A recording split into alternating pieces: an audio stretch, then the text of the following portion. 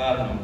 அவருக்கு ஆர்வம் கேட்டு நீங்களே ஒரு நாள் பேசுங்க, தப்புன்னு இப்போ நீங்களே கூட வந்து இது பண்ணலாம். அதனால எதுவுமே தொடங்கினாலும் ஒழுங்கும் கிரமமா தேவன் நம்மை நேசிக்கிறார். அதனால இப்போ பாருங்க, அந்த அவன் சிஸ்டருக்கு டைம் ஆயிடுச்சு, அங்கே போனால் ப்ராப்ளம் ஆயிடுச்சு, திரும்ப என்னை வேறு டென்ஷன் பண்ணி நான் எங்கே வண்டி எடுத்து போயிச்சிருந்தேன், எனக்கு வண்டி ப்ராப்ளம், வண்டிக்கு இன்சூரன்ஸ் இல்லை, கிளியர் பண்ண முடியாது.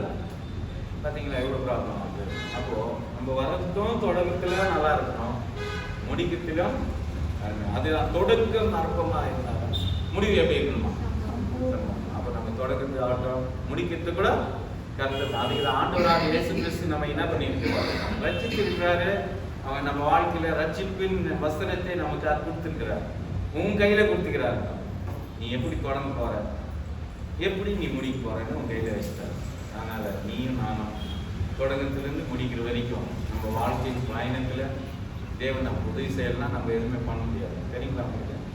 அதனால தேவன் தாமே நம்மை ஒவ்வொருத்தரையும் ஆசீர்வதிப்பார் என்று சொல்லி முதல் தொடக்கத்துல ஒரு வசனத்தை நம்ம படிக்கலாம் பாருங்க.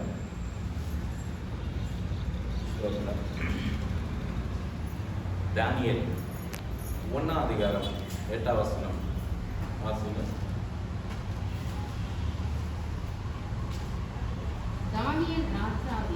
தானியேல் ராஜாவின் போஜனத்தினாலும் பானம் பண்ணும் திராட்சை ரசத்தினாலும் தாமை தீட்டுப்படுத்த ஆகாது என்று இதயத்திலே என்ன பண்ணாங்களாம்? ஒரு தீர்மானத்தை எடுத்துக்கொண்டாங்க. எங்க எடுத்துக்கொண்டு நம்மை தீட்டுப்படுத்தலாகாது என்று பிரதானியுடைய தலைவனிடத்தில் வேண்டிக் கொண்டார். கூட நம்ம வெளிக்காம கூட பார்க்கிறோம். ஏதி மனுஷனை தீட்டுப்படுத்தும். உள்ள இருந்து வர்றது என்ன ஆகுங்க, இதயத்திலிருந்து வெளியே வர்றது மனுஷன் என்ன பண்ணுங்களா? தீட்டுப்படுத்தும்னு பார்க்கணும். இதய வாசம் தான் இன்னும் சொல்லப்படுது. ஏன் இதெல்லாம் கோரஸா வந்து பாருங்க, ஒன்று பாடினா நம்ம கோரஸா வரும், ஒன்று ஜபம் பண்ணா கண்டினியூ ஆகும். இப்படி நம்ம பார்க்கும்போது இங்க ராஜாக்குன்னு ஒரு சாப்பாடு இருக்குது. ராஜாங்களுக்கெல்லாம் ஒரு சாப்பாடு இருக்குங்களா? அந்த சாப்பாடு நான் என்ன பண்ண மாட்டேன், சாப்பிட மாட்டேன் என்று அந்த 1ஆவது தானியேல் புஸ்தகத்தில் நம்ம பார்க்கும்போது 8ஆம் வசனத்தில் சொல்றாரோ, நான் அந்த போஜனத்தை என்ன பண்ண மாட்டேன், சாப்பிட மாட்டேன் மனசுக்குள்ள நினைச்சாங்க. ஒரு சிலர் மனசு பத்தி பார்க்கும்போது அந்த பால் குடிக்கூடாதுன்னு ஒரு மனசுல ஒரு முடிவு பண்ணிட்டாங்க. இது வரைக்கும் குடிக்கிறது. சரிங்களா? உங்களுக்கு எல்லாம் தெரியும். நீங்க எத்தனை வாட்டி விரும்பி கூட கேளுங்க, குடிக்கிறாங்களா? தயிர் பால் கோவா இல்லை மறைச்சி கூட நீங்க கொடுங்க, என்ன பண்ண மாட்டாங்க, ஒரு முடிவு அவங்களுக்குள்ள. அப்படி வாழ்க்கையில ஒரு முடிவை நீங்க எடுக்கணும். தேவன் விரும்புகிறார். எல்லாருமே நீ ஆகட்டும், நான் ஒரு வாழ்க்கையில ஒரு நான் இப்படிதான் வாழ்வேன் என்று உன் வாழ்க்கையை தொடங்கிறதுக்கு தேவன் உதவி செய்யணும்னா நீ ஒரு முடிவை எடுக்கணும். தேவனே நான் இது செய்ய போறேன், இப்படி நடக்க போறேன் என்று ஒரு முடிவை எடுக்க சொல்றாரு. 2023 இன்னைக்கு 52 வாரங்கள் கடந்து போய் கொண்டே இருக்குது. சரிங்களா? எத்தனை வாரங்கள் நமக்கு வாரம் கணக்கு போட்டாங்க? 52 வாரம். வருஷத்துக்கு 365 நாள். பார்க்கும்போது நம்ம கடந்து போகும் இன்னும் எவ்வளவு நேரம் இருக்குதுன்னு கணக்கு போட்டா அதையும் நம்ம சொல்லிட முடியும். தெரியாத ஒண்ணும் இல்லைங்க, எல்லாமே நமக்கு தெரிஞ்சுதான். இப்ப எவ்வளவு நேரம் ஆகுதுங்க? 12. இன்னும் 12 மணி நேரம் ஆகுனா என்ன ஆகுதுங்க? ஒரு நாள் புது நாள் என்ன ஆகுது? தொடங்க போகுது. 24க்குள்ள நம்ம என்ன பண்ண போறோம்? பிரவேசிக்க போறோம். அதுக்காக இப்பே நீ ஆயத்தமா? உலகத்தால் கேட்கறாங்க, நீ ஆயத்தமா அப்படின்னு கேட்டா பி ரெடி டு ரெடி அப்படின்றாங்க. நாம் ரெடியா இருந்தா அதுல இது பண்ண முடியும். ஒரு செல்போன்ல நம்ம பார்க்கும்போது அங்க ஒரு கேளுங்கள் கேட்டுக்கொண்டே இருங்கள் ஒரு இது வருது. அப்படின்னு சரிங்களா? கேள்விப்பட்டீங்களா? கேளுங்கள் கேட்டுக்கொண்டே இருங்கள். ஏன்னா அந்த ரேடியோவுடைய அடிதேசம். அப்போ பார்க்கும்போது கேட்கறதுக்கு ஆர்வம் இருந்தால் சொல்லறதுக்கு. அதனால தான் நம்ம முன்னே ஃபர்ஸ்டே கேட்டேன், சொல்லட்டா முடிக்கிட்டான்னு கேட்டேன். பிரதரை பிடிச்சிட்டாரு. திரும்ப இவரு எவ்வளோ நேரம் வச்சுப்பாங்க தெரியலையே. மனசு சோர்வு சீக்கிரமா உருவாகுது.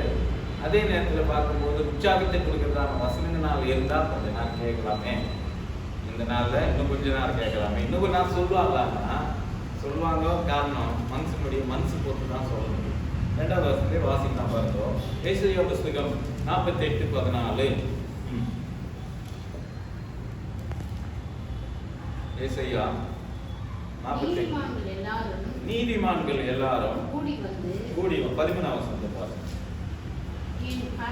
இதுல தமிழ்ல வந்து கரெக்டா இருக்கு நினைக்கிறேன். இதுல தெலுங்குல வந்து 13 இருக்கு. வாசிங்க 13லிருந்து 14 வரை 2 வசனம்.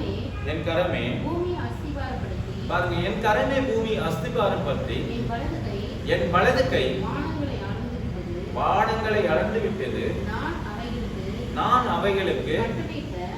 அவைகளுக்கு நான் கட்டளையிட்ட அவைகள் அவை அனைத்தையும் நிற்கும்.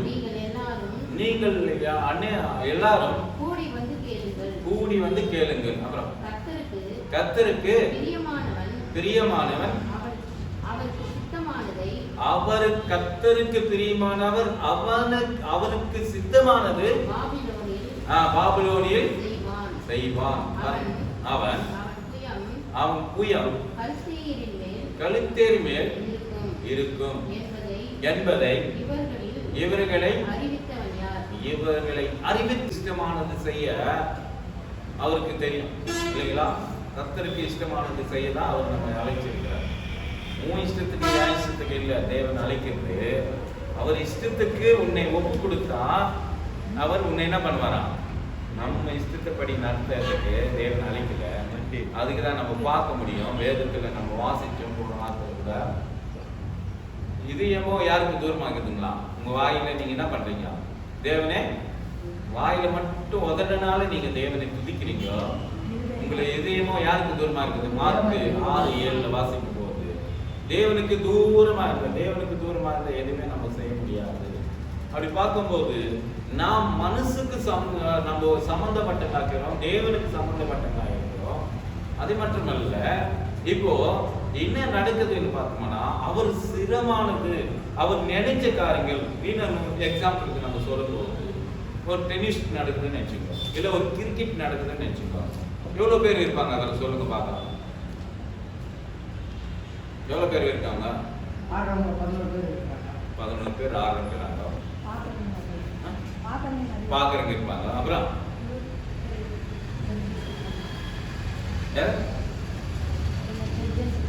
ஜட்ஜஸ் இருப்பாங்க. இது 3 பேர் இருப்பாங்க. 3 பேரே வச்சுக்கலாம். பாக்குறவங்க இருப்பாங்க, ஆடுறவங்க இருப்பாங்க, அப்புறம் ஜட்ஜஸ் அப்படின்னா அதை தீர்ப்பு சொல்றவங்க இருப்பாங்க. இந்த 3 பேருக்கு 3 விதமான குவாலிட்டி இருக்கு இல்லைங்களா? வந்திருக்கிற நாம் கூட இங்க பேசுறதுக்குன்னு வந்தவங்களுக்கு ஒரு குவாலிட்டி இருக்கு. உண்மையா இல்லைங்களா? உட்காந்து கேட்கறவங்களுக்கு ஒரு குவாலிட்டி இருக்குது. இன்னும் உலகத்தில் பார்க்கும்போது இன்னும் ஒரு குவாலிட்டி இருக்குது. இந்த 3 குவாலிட்டியும் இருக்குது. அப்போ ஆடுறவங்களுக்கு என்ன பண்ணணும்? ஃபோக்கஸ் எல்லாம் என்ன பண்ணணும்? ஆடணும்னு தான் இருக்கும். ஜட்ஜி பண்றவங்களுக்கு என்ன யோசனை இருக்கும்? அந்த ஜட்ஜி பண்ணணும்ன்ற ஜட்ஜ்மெண்ட் என்னன்னா தெரியுங்களா? யார் எப்படி வளர்றாங்கன்னு பார்த்து அது தீர்ப்பு சொல்லுது. அப்போ இன்னும் ஒருத்தருக்கிறாங்க ஆடியன்ஸ் இல்லைங்களா? அங்க என்ன பண்ணுவாங்க? வந்து உட்காரலாம், பார்க்கலாம்.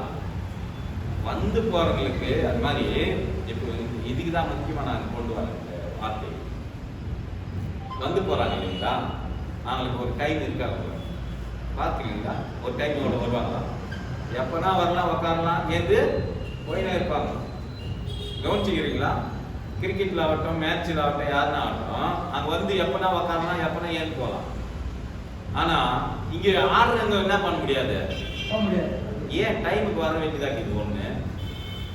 அப்புறம் இவருக்கு மேல ஒருத்தர் இருப்பாருங்க, அவரு எப்படி ஆடுறாருன்னு அவர் கவனிப்பாரு. அப்போ தேவன் இருக்கிற ஸ்தானத்துல தேவன் இருக்கிறார்.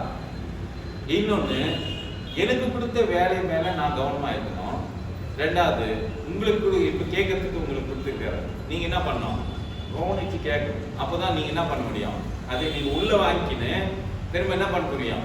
பலனை கொடுக்க முடியும். அப்ப ஒரு குடும்பத்துல நம்ம பார்க்கும்போது நம் பிள்ளைகளை பத்தி என்று நினைக்கும் போது முதல்ல நம்ம குமாரனும் குமார்த்தியும் இருக்குதுன்னு நினைச்சுக்கோம். அவங்களுக்கு ஒரு திருமணம் பண்றோம், இல்ல ஒரு நல்ல வேலை வாங்கி கொடுக்குறோம், அவங்க வேலை வாங்கி கொடுத்து தோடு நிற்கிறோமா என்ன பண்ணோம், திரும்ப அவங்களுக்கு ஒரு திருமணம் பண்ணணும். அப்புறம் திருமணம் ஆகுதுமே ஒரு பிள்ளைங்க பிறகுறாங்க. பிள்ளைங்க பிறந்ததுமே ஆயா கிட்ட வந்து என்ன பண்ணுவாங்க, ஆயாவை தாத்தாவை கொஞ்சம் அது வரைக்கும் என்ன பண்றாங்கன்னா ஸ்டெப் பை ஸ்டெப் தான் இருக்குது இல்லைங்களா. பார்க்கும்போது இந்த ஸ்டெப் முடிஞ்சதுமே பிள்ளைங்களோட கூட என்ன பண்றாங்க, அப்படியே சின்ன போறது மாதிரி இருக்கிறாங்களா, இல்லையே, வளர்றோம். அப்போ ஆவிக்குரிய வாழ்க்கையில கூட நீ நானும் ஸ்டெப் பை ஸ்டெப்பு நம்ம வளரணும். நம்ம என்ன சிந்திக்கிறோமோ அது மட்டும் தான் செய்யணும். நான் வண்டியில வந்துனே இருக்கிறேங்களா, இப்போ நினைச்சுக்கலாம் எவ்வளவு ஸ்பீடு போகணும்னு யார் கண்ட்ரோலுக்கு இருக்கா, வாட்டர் கண்ட்ரோலுக்கு. அதே நான் ஸ்கூட்டர் ஓட்டினா யார் கண்ட்ரோலுக்கு இருக்கா, வாட்டர் கண்ட்ரோல். நடந்து வரணும்னா யார் கண்ட்ரோலுக்கு இருக்கா, நம்ம கையில இருக்கு. சுவிட்ச் போனா யார் கண்ட்ரோலுக்கு இருக்கா, நம்ம கையில தான். இது எல்லாவற்றையும் நல்லா யோசனை பண்ணா யார் முடிவு எடுக்கணுங்க, இந்த வருஷத்து வரைக்கும் தேவன் நம்மை சுகமா பலனா அவர் நடத்தி வந்திருக்கிறாரு ஒரு முடிவு எடுக்க போறோம். அப்போ நாம் தேவனை குறித்து ஒரு முடிவு எடுக்கலன்னா நம்ம வாழ்க்கையில எதுவுமே முன்னேற முடியாது. சரி, காலையில ஏந்துக்கிறோம்னு நினைச்சுக்கிறோம். காலையில ஏந்துக்கிறோம், எல்லாரும் ப்ரேயர் பண்ணணும்னு யார் முடிவு பண்ணோம், யார் பண்ணுங்க. நான் காலையில ஏந்துமே ஜாப் பண்ணணும்னு யார் முடிவு பண்ணோம், நம்ம முடிவு பண்ணோம். அப்புறம் காலையில ஏந்துமே பைபிள் படிக்கணும்னு யார் முடிவு பண்ணோம், நாம தான் முடிவு பண்ணோம். பைபிள் படிச்சதுமே அப்புறம் என்ன வேலை செய்யணும்னு யார் முடிவு பண்ணோம், காலையில் ஏந்துக்கிறதுக்கு முன்னே பிளான் பண்றாங்க. எல்லாரும் பிளான் பண்ணி செய்யறோம், எல்லாரும் முடிவு பண்ணி தான் செய்யறோம், இதயத்துல நினைக்கிறோம், அதுதான் செய்யறோம். நேற்று தினத்தில் என்ன பண்ண, அதுதான் இஸ்ரவேல் ஜனங்கள் 3 நாள் வரைக்கும் நாங்க என்ன பண்ண போறோம், ஆராதனை பண்ணத்துக்கு. இப்ப நாங்க போக போறோம்னு பாரோன் கேட்டா பாரோன் சொல்றாங்க, நீங்க எல்லாரும் போவாதீங்க, யார் மட்டும் போங்க, புருஷர் மட்டும் அனுப்புவார், நீங்க போங்க அப்படின்னு சொல்லும்போது, இல்ல இல்ல நாங்க குடும்பத்தோடு கூட நாங்க என்ன பண்ண போறோம், தேவனை ஆராதிக்கிறதுக்கு 3 நாள் போய் நாங்க என்ன பண்ணோம், பிரயாணம் பண்ணி நாங்க தேவனை ஆராதிக்கணும். நான் ஒரு வார்த்தை சொல்றேன், நீங்க போங்க பிள்ளைங்க, நீங்க இங்கிருந்தே என்ன பண்ணுங்க, தேவனே அப்படி நாங்க பண்ண மாட்டோம். ஏன்னா எதுக்கு பண்ண மாட்டேன்டாங்கன்னா, நீ கும்புற கடவுள் வேற, நாங்க கும்புற தேவன் ஜீவனுள்ள தேவன். அப்போ தானியேல் ஒரு நல்ல முடிவு எடுக்கிறான். நீ சாப்பிடுற சாப்பாடு ராஜாவே எப்படியாப்பட்ட சாப்பாடு, அந்த 2ஆம் அதிகாரத்துக்கு போனோம்னா இன்னும் வித்தியாசமா சொல்லப்படுகிறது. அதனால அதிக நான் போகல, அதனால சொல்ல வேண்டியது மட்டும் நான் சொல்லி முடிக்க போறேன். அப்போ பார்க்கும்போது எதுவுமே நம்ம மனசுக்குள்ள ஒரு முடிவை எடுக்கும், அந்த முடிவிலே நின்னுங்க. அதை செய்யறதுக்கு நீங்க ஆயத்தமானாதான் செய்ய முடியும். ஜபத்தை ஆகட்டும், பாடத்தை ஆகட்டும். நீங்க நான் எப்பவுமே சொல்லுவேன், நீங்க பாடத்துக்கு முன்னே நீங்களே வீட்டா நாங்க இன்னைக்கு இந்த பாட்டு பாடுறோம்னா அந்த பாட்டுக்கு நீங்க ப்ரிப்பேர் பண்ண பாட்டு அதே பாடுங்க. இங்க வந்து புக் எடுத்துட்டே இருந்தா நல்லா இருக்காது. இன்னைக்கு இதுதான் வாசிக்க போறோம், சங்கீதம் 100 தான் வாசிக்க போறோம், அதுக்கு மேல வேற டிஸ்கஷன் இல்லை, வேற பேசக்கூடாது. அதிக நேரம் ஜபத்துக்காக நம்ம கூடணும். அந்த நேரத்துல திரும்ப இன்னும் வந்து பக்கத்துல வந்து பேசிக்கிட்டா அது லாபம் இல்லை, டைம் வேஸ்ட் ஆயிடுது. அதிக நேரம் டைமே எல்லாரும் உலகத்துல இருக்கிற ஜனங்கள் எல்லாம் பார்த்தோம்னா எதுக்கு தேடுறாங்க தெரியுங்களா உங்களுக்கு? அந்நியாக போல நீங்க என்ன பண்ணாதீங்க, உலகத்துல வந்து சாப்பிட்றதுக்காகவும் குடிக்கிறதுக்காகவும் மத்தவங்க தான் அப்படி தேடுறாங்கன்னா நீங்க அப்படி இருந்தா எப்படின்னு கேட்கறாங்க. அப்புறம் நம்ம மறுபடியும் அதே வந்து இங்கே சபையில கூட அதே வேலை செஞ்சுருந்தா எப்படிங்க? நம்ம செய்யக்கூடாது. நாம் தேவன் சமூகத்தில் வரும்போது அதே நம்ம வாசிக்கும் போது பயத்தோடு நடுக்கத்தோடு அவர் சமூகத்தில் நீங்க வாருங்கள் என்று நமக்கு சொல்றாரு. அப்போ தேவன் இங்க வந்திருக்கிறாரு என்று நமக்கு தெரியும். 2 பேர் எங்க கூடுங்க, 2 பேரா 3 பேர் அவர் சொல்லி ஜபம் பண்ணும்போது அது கூட தப்பா பண்றோம் தெரியல. 2 பேரா 3 பேருங்களா? 2-3 பேரு அப்படின்னு சொல்லிட்டாரு. அப்ப 2 பேர் இருந்தாலும் பிரசங்கம் பண்ணணும், 3 பேர் இருந்தாலும் பிரசங்கம் பண்ணணும். இல்ல ஒரே ஒருத்தர் இருந்தாலும் பிரசங்கம் பண்ண வேண்டியது என் கடமை, கேட்க வேண்டியது உங்க கடமை. தேவன் செய்யறது எல்லாம் மட்டுமே ஒரு தீர்மானம். எத்தனை பேருக்கு சத்தியம் சொல்லலாம்? ஒருத்தர் தான் கேட்கிறாங்க. ஒரு நாள் நந்திச்சு தெரியுங்களா உங்களுக்கு? பிரதர் கர்நாகர் நான் தான் இருக்கிறோம், மெசேஜ் நீங்க எப்படி பேசுறது அப்படின்னு கேட்டா நான் ஒண்டியே தான் இருக்கிறேன், அவர் ஒண்டி தான் இருக்கிறோம். அவருக்கு எப்படி நான் மெசேஜ் பண்ணது? பேர் தானே ஒண்டிக்கே பண்ண கேட்பாருங்க. நீங்க தனியா பிரதர் ஒண்டிக்கே நான் பண்ண எனக்கு கொடுத்தாருங்க அவர் பிரசனம். நீங்களும் வரல, நீங்களும் வரல சிஸ்டர், ஏதோ இதுக்கு போயிட்டு இருக்கோம். ஆனா ஒண்டிக்கு கூட நான் பிரசங்கம் பண்ண முடியும்னா இயேசு கிறிஸ்து கூட ஒண்டிக்கு யாருக்கு நம்புறாங்க தெரியுங்களா? யாருக்கு ஒண்டிக்கு பண்ணாங்க? யாருக்கு ஒண்டிக்கு பண்ணாங்க பார்க்கலாம் சொல்லுங்க. நீங்க யாரும் யாருக்கு பண்ணாங்க தெரியுங்களா? கபான் சொல்லுங்க, யோசனை யாருக்கு பண்ணாங்க? சமராசிரிக்கு ஒண்டிதான் இருக்கிறாங்க. சாப்பாடு நேரம், அந்த நேரத்துல பாருங்க பிரதர் கரெக்டா கண்டுபிடிச்சாரு. ஒரே ஒருத்தர் தங்குறாங்க. அந்த ஒருத்தருக்காகவே உன்னை கொண்டு போய் அங்க விடுறாரு. ஏன் அப்படின்னு பார்த்தோம்னா, ஒரு அந்த சாப்பாடு சீசர்கள் போய் என்ன பண்றாங்க? யோவான் 4 அதிகாரத்துல நீங்க படிச்சீங்கன்னா அது மொய்சா வரும். அப்ப பார்த்தோம்னா அவர் என்ன பண்றாருன்னா, அந்த ஸ்திரீக்கு சொன்னா அந்த ஜனங்கள் எல்லாம் மாறுவாங்க. மாறின பேருக்கு அந்த இருக்கிற ஜனங்கள் எல்லாம் இயேசுவை நம்புவாங்க. அதுக்காக என்ன பண்றாரு? அந்த ஒரு ஸ்திரீ ஆயத்தம் பண்றாரு. உள்ளத்துல யாருக்கு சத்தியம் சொல்லணும்னு அவருக்கு தெரிந்து, யாருக்கு சொல்லக்கூடாதுன்னு தெரிந்து. பிலாத்து கேட்கிறாரு, நீ சத்தியமான தேவனா அப்படின்னு கேட்கிறாரு. ஆமா, நான் சத்தியமான தேவன் தான் சொல்றாரு. ஆனா அந்த சொல்லத்துல அவருக்கு சத்தியம். ஆனா காணவர் கல்யாணம் இந்த சமராயஸ்திரிக்கு சத்தியமே தெரியாது. சத்தியம்னு கேட்கறதுக்கு முடியாது. ஏன்னா அந்த ஸ்திரீயானவளுக்கு எத்தனை புருஷங்க பார்க்கும்போது தீர்க்க தரிசனமா சொல்றாரு அவர் பத்தி. ஐயோ, என்னை பத்தி எல்லாமே உண்மையா ஓப்பனா சொல்றாரு. இவரு குறித்து நீங்க வந்து பாருங்க, உங்களை பத்தி கூட எல்லாமே சொல்றாரு. வந்து நீங்க கேளுங்க. எல்லாம் அங்க இருக்கிற அந்த அம்மா என்ன எடுத்துன்னு வந்துச்சுங்க, தண்ணி எடுத்து குடம் எடுத்துன்னு வந்துச்சு. மொடா அது எடுத்துன்னு வந்து என்ன படிச்சுங்க, அங்க விட்டுட்டு உடனே ரட்சிப்புக்காக என்ன படிச்சுங்க, ஓடி போச்சு. ஒருத்தருக்கு சத்தியம் சொல்லி புண்ணிச்சு அவங்களுக்கு அந்த உலக காரியத்தை அங்கேயே விட்டுச்சு. உலக காரியம்னா அதே நேரத்துல பார்க்கும்போது ஒருத்தர் கூட நம்ம சத்தியம் சொல்லல தேவனா. அது மாதிரி ஒருத்தரைய நான் சந்திச்சேன் நேற்று தேவ ஆவியான சொல்றாரு. எங்க பிரதர் கூட நான் சொன்னேன், நான் வண்டியில் போயினேங்க போகும்போது ஒரு சத்தம் நம்ம சத்தம் கேட்கும். ஏன்னா தேவனுக்கு நம்ம நம்பி வரும்போது அவர் குமாரனா இருந்தா, அவருக்கு பிள்ளையா இருந்தா நமக்கு சத்தம் கேட்கும். என்ன சத்தம் தெரியுமா? நம்ம எதுனா தப்பு பண்ணும்போது, இல்ல தேவனுக்கு பிரியம் இல்லாத நம்ம செய்யும்போது எத்தனை பேருக்கு சத்தம் கேட்டுக்குது? இயேசு கிறிஸ்துக்கும் கேட்டுக்குது, நமக்கும் கேட்கும். ஏன்னா அவர் பிள்ளைங்க நம்ம. ஏன்னா சத்தம் என்ன சத்தம் கேட்டுச்சுன்னா, நான் ஸ்பீடா புது வண்டி, இப்போ ஒரு வண்டி இருக்கு, அந்த வண்டியில் ஸ்பீடா போய் நிற்கிறான். கொஞ்சம் தான் நம்ம போடாது. எனக்கு புரியல என்னன்னா எதுனா ஆயிடுச்சுன்னா யாருக்கு ப்ராப்ளம் தான்? அவருக்கு தான் ப்ராப்ளம். எதுனா ஆபத்து மட்டும் இல்லை, ஆவாது தெரியும், தேவனுக்கு தெரியும். கண்ட்ரோல் யார் கேள்விக்குது? ஏன் கேள்விக்குதுன்றதுக்காக ஸ்பீடா ஓட்டினா என்ன ஆகுதா? ஏதோ ஒன்று நடக்கும். ஆனா தேவன் ஆவியானவர் என்ன பண்றாருன்னா, அவர் கண்ட்ரோல் பண்றாருங்கோ நம்மளை. பார்க்க எவ்வளவு நல்ல தேவன். நம்ம என்ன பண்றாருன்னா கண்ட்ரோல் கொஞ்சம் நிதானமா போப்பா அப்படின்றாரு. அப்போ நாங்க யோசிச்சீங்கன்னா, உள்ளத்துல இருந்து பேசுறாருக்கா, வெளியே இல்லை. எங்கிருந்து வருங்க சத்தம்? உள்ளத்துல இருந்து தான் வந்துச்சு. அப்போ பேசும்போது நான் சத்தத்துக்கு அந்த ஸ்பீடை என்ன பண்ணிட்டேன், அவர் சொல்லிக்கிறாரு. நான் சைலண்டா என்ன பண்ணோம், கேட்கணும். அப்போ கேட்கும்போது என்ன ஆச்சுன்னா கொஞ்சம் கம்மி பண்ணுறேன். எஸ்டேட் என்ன பண்ணிட்டான், கம்மி பண்ணிட்டு நான் போனேன். அப்போ சொல்றாரு, உனக்கு எது நடந்தாலும் என் மேலே தான் பொறுப்பு. நீனா ஸ்பீடாக பண்ணி புது வண்டின்னு எப்படின்னா ஓட்டலாம்னு நினைக்காத. கொஞ்சம் கண்ட்ரோலில் போ, உனக்கு நல்லா இருக்கும், மற்றவங்களுக்கும் நல்லா இருக்கும்னு சொல்றாரு. எவ்வளோ நல்ல தேவன். அது மட்டுமல்ல, இங்கே ஒரு ஸ்திரீக்கு சொல்றாரு, அந்த சாப்பாடு வாங்கி போறோம், அந்த சாப்பாடு நேரத்தில் கூட அந்த டைம் வேஸ்ட் பண்ணாத தேவன். பார்த்தீங்களா? நம்ம ஒரு சில நேரத்தில் கப்ப நம்ம சாப்பிட்டு வேலை செய்யணும்னா எவ்வளோ துணிகரமாக நம்ம செய்யறோன்னு நம்ம யோசிக்க வேண்டியதாக இருக்குது. அதே நேரத்தில் இயேசு கூட அப்படிதான் ஒரு வேலையை செஞ்சாருங்கோ. அந்த ஸ்திரீயானவர்களுக்கு சத்தியத்தை போதித்தாருங்கோ. போதித்து அங்கே இருக்கிற ஜனங்கள் எல்லாம் மாறி அவர் பாதத்தில் வந்து எல்லாம் கேட்காங்க, ஏத்துக்கு போய்க்கலாம். இந்த ஸ்திரீயானவர்கள் தான் கொண்டு வந்ததுன்னு மறந்துடுறாங்க. ஒரு சில நேரத்தில் நம்மளே கூட மறந்து போயிடலாம். இல்லைக்கடிக்கு நம்ம கூட நீங்கள் கொஞ்சம் தள்ளி இருந்தோம், நான் அவர்கிட்ட என்ன பண்ணேன், டைரக்டாக நானே பேசுவேன். முன்ன கூட அவரு சேர்த்து நீ ஒரு 5 வருஷமா இருக்கலாம், 25 வருஷமா இருக்கலாம், இல்லை 30 வருஷமா இருக்கலாம், இல்லை 50 வருஷமா கூட இருக்கலாம். ஆனா பின்னால வந்து முன்ன ரேஸ் பண்ணி வந்துடுறாங்க. என்ன பண்ணுவீங்க? முந்தினவர் இருக்கிறாங்க, பிந்தினவர் முன்னமா இருக்கிறாங்க. யார் என்னை யார் பலவந்த பண்ணாலும் பரவாயில்ல பிடிக்கிறாங்க.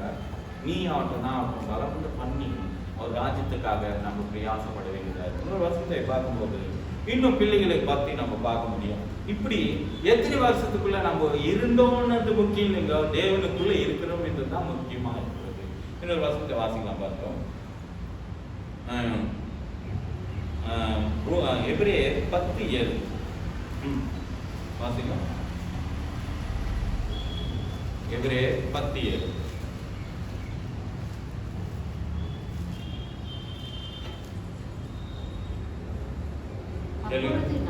அப்போது நான் தேவனே உமது சிங்காசனம் சித்தத்தின்படி பாருங்க, சித்தம் வேற ஒன்றுங்கோ, சிங்காசனம் ரெண்டு ஒண்ணுதான் வருது. கொஞ்சம் நம்ம உமது சித்தத்தின்படி செய்ய இதோ வருகிறேன். புஸ்தக சுருளில் என்னை குறித்து எழுதி இருக்கிறது என்று சொல்லி சொன்னேன் என்றார். யாரை பத்தி சொல்லுங்க இந்த வேத வாக்கியம்? எத்தனை வருஷமா கேட்டுருப்பீங்க, சொல்லுங்க யாரை பத்தி சொல்லுது? 10:7 இயேசு குறித்து அவருக்கு ஒரு புஸ்தகம் கொடுக்கப்பட்டுச்சு. ஏசாயா புஸ்தகம் இங்க மார்க் லூக்கால 4:17 சொல்லுது. இங்க எபிரேயர் புஸ்தகத்துல 10 அதிகாரத்துல 7 வசனத்துல சொல்லுது அவருக்கு ஒரு புஸ்தகம் கூட இருக்குதான். அப்போ என்ன பண்றாருன்னா, அவர் என்ன பண்ணியிருக்கிறாருன்னா வேதத்தை அதிகமா படிச்சு இருக்கிறாரு. அதனாலதான் என்ன பண்ணியிருக்கிறாரு, எனக்கு ஒரு புஸ்தகம் கொடுக்கப்பட்டிருக்கு, அது என்னை குறித்து என்ன பண்ணுங்க ஏதி இருக்கிறதே என்று சொல்றாரு. அப்போ வேதம் என்றது உனக்காக எனக்காக எழுதப்பட்ட ஒரு புஸ்தகம். யாருக்காக இந்த வேதம்? மற்றவங்களுக்காகவா? மற்றவங்க உக்காந்துக்கிறாங்க, அவங்களை எப்படியாவது மாற்றினதுக்காக இங்கே வந்து நின்று நீ எவ்வளோதான் பிரயாசம் எடுத்து அவங்க செய்யறதெல்லாம் யோசனை பண்ணி நீ சொன்னாலும் ரசிக்கப்பட மாட்டாங்க. ரசிக்கப்பட முடியுமா? பலத்தினாலும் அல்ல, கருத்தினாலும் அல்ல, தேவனுடைய ஆவினாலே எல்லாம் கூடும் என்று எவ்வளவுதான் முயற்சி பண்ணி அவங்களை ரட்சிப்புல கொண்டு வந்தனாலும் உன்னால் முடியாது. தேவன் ஒருத்தரை ஆயத்தமா வச்சு அதான் கேக்குறாங்க. ஒருத்தருக்கு சத்தியம் சொல்லணும்னாவே ஒருத்தர்கிட்ட சொல்றாரு, ஒருத்தர்கிட்ட மறைக்கிறாரு. காரணம் எல்லாரும் வந்து முடியாது தேவனுக்குள்ள. காரணம் அவர் நியமிச்சுகளை தேவன் சபையில அனுதினமும் சேர்த்து கொண்டு வருகிறார் என்று நம்ம மறந்துட்டாரு. பாருங்க இன்னொன்னு மத்தேயு 4:4 பாருங்க. மனுஷன் அவருக்கு பிரதித்திரமாக மனுஷன் அப்பத்தினாலும் அல்ல தேவனுடைய வாயிலிருந்து பொறுப்படுகிற ஒவ்வொரு வார்த்தையினாலும் இருக்கிறது. இந்த வார்த்தையை நீங்க கேட்க கேட்க கேட்க என்ன ஆகுங்க, நீங்க உங்க ஆவிக்குரிய வாழ்க்கை வளர்ந்துனே இருக்கும். என் பாத்திரம் என்ன ஆகுதுங்க, நிரம்பி வளர்க்குது. நிரம்பு உன் பாத்திரம் மட்டும் இல்லைங்களா, மற்றவங்க பாத்திரம் எண்ணெய் ஏற்றுன்னு வந்து ஒரு நம்ம பார்க்க முடியும். எல்லா பாத்திரத்தை எடுத்துன்னு வாங்க, பக்கத்துல இருக்கிற அக்கத்துல இருக்கிற பாத்திரம் எல்லாம் எடுத்துன்னு வந்துருங்க.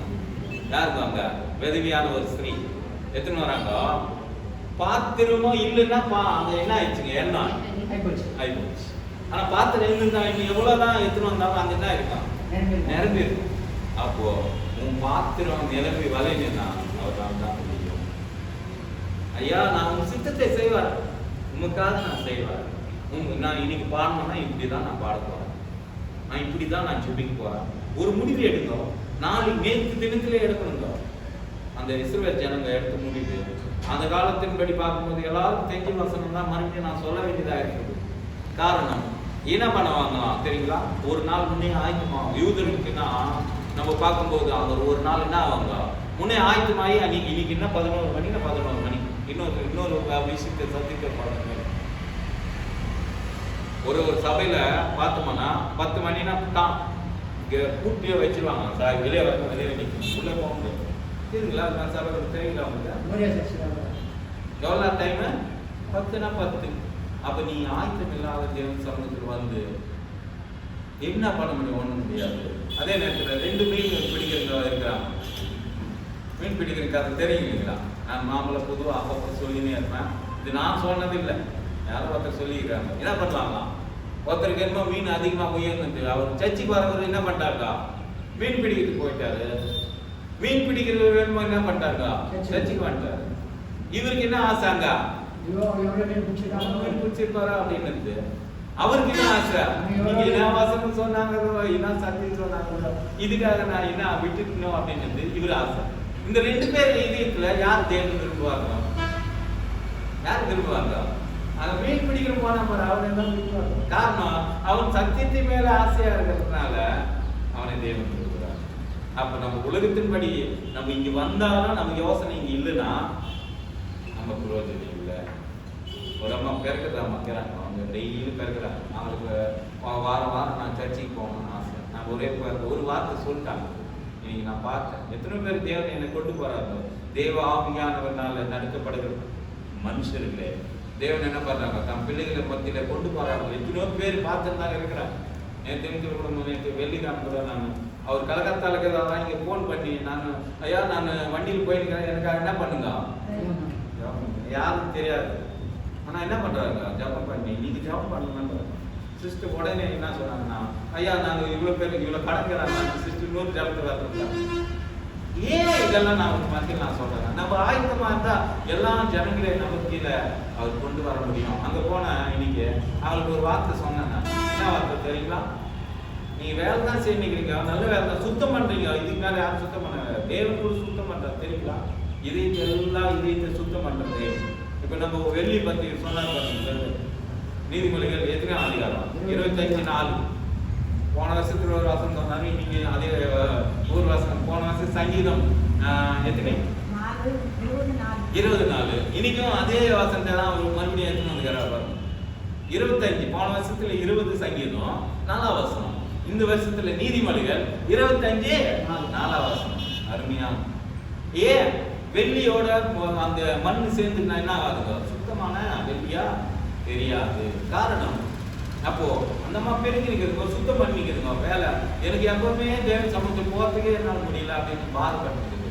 நான் ஒரே ஒரு இந்த வேலை செஞ்சு நீ ஆலைக்கிளையிலேன்னு கவலைப்படுற, தேவன் அந்த உன் வாஞ்சியை நிறைவேற்றுவார் அப்படின்னு சொன்னேன். இந்த மாதிரி ரொம்ப சந்தோஷம். சொல்றேன் ஐயா, நல்லது, உங்களுக்காக நான் ப்ரேயர் பண்றேன். நாங்கள் போங்களா, இவ்வளோ பெரியதான் சமாதானம், இவ்வளோதான கிஃப்ட் இல்லைங்களா? நல்ல வேலை தான் செஞ்சுக்கிறாங்க. அந்த அம்மாவுக்கு வேலை என்ன இருக்குது? வேலை இருக்குது, ஆனால் போறதுக்கு டைம் யாரும் கொடுக்கல. ஆனால் தேவன் வானத்திலிருந்து என்ன பண்றாங்க, அந்த அம்மா பார்த்துட்டு போயிறாரு. உன்னையும் பார்க்கல, உன் இதயம் இங்க இருக்குதான்னு தான் தேவன் பார்க்கறாரு. அப்போ பாருங்க, அப்போ யாரு அவரு சித்தத்தை இந்த சொல்ல புஸ்தகத்துல என்னை பத்தி படிக்க போதெல்லாம் சொல்லலாம், இவர் நல்ல வசனம் தெரிஞ்சுக்கிறாரு, இவர் அவருக்கு தான் யாரும் சொல்றது நினைக்காதுங்க. இது எனக்காக எழுதப்பட்டது. ஏசையா புஸ்தகத்திலும் சொல்றாரு, இங்கே நம்ம எபிரேயர் 10:7 சொல்றாரு. இது யாருக்காக வாசிக்கும் போதே நம்ம யோசிக்கணும். ஒரு சின்ன மனைவிமார்கள் பிள்ளைங்க எல்லாம் சொல்றாங்க, நல்ல வசனம் தான் இருக்கா, உனக்குதான் என்னங்க உனக்கு எனக்கு, அது நமக்காக உனக்காக எனக்காக. இந்த நாள் தேவன் என்னோட கூட பேசியிருக்கிறார், அது எனக்காக தான் நான் ஏற்றுக்கிறேன். ஐயா நான் எங்க கொஞ்சம் கம்மியா இருக்கிறேன், அது சரி பண்ண தேவன் பேசியிருக்கிறார், நான் கேட்கிறேன் அப்படின்னு சொல்லிட்டு நம்ம போகும்போது தேவன் அது அந்த மனுஷன் யாருனாலும் போய்க்க முடியும்? அவருடைய வாயிலிருந்து பொறுப்படுகிற ஒவ்வொரு வார்த்தையும். அதே வாசனம் நம்ம எங்க பார்க்க முடியுங்க? உபாகமம் 8ஆம் அதிகாரம் 3ஆம் வசனத்துல கூட அதே வசனம்